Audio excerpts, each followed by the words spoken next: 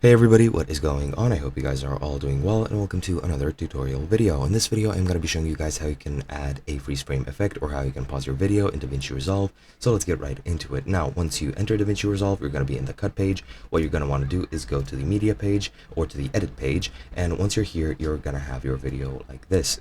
What you're going to do is place the cursor over the frame that you actually want to pause. You can hold Alt and scroll in the editing track so that you can have more details, so that you can select exactly which frame you want. I'll select this frame, and then you want to go into the inspector, go into video, and scroll down until you get to speed change. And once you get here, what you need to do is press the snowflake button. This will, as you see, cut the video into two parts, and the second part is just a static frame that you're going to be pausing. And if I play it, as you can see, when it comes to the second part, it's going to be completely frozen. Now, the rest of the video is now pretty much lost, since only the freeze frame will be saved, but you can extend or shorten the freeze frame however long you want. You just grab it by the end and extend it however long you want, and that is how long your freeze frame is gonna last, as you can see. And that's pretty much all there is to it. It really isn't anything difficult to do. If you want to undo this, you can just press the freeze frame again and it'll freeze at a different frame.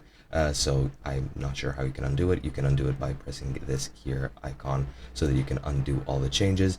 And as you can see now, it plays, and this is no longer a frozen frame, but it will come to a frozen frame here. If I select that and press this again, it'll just undo it and it'll start playing the video from that frame onward. And that's pretty much it. Hope you guys enjoyed, and I'll be seeing you guys in another video.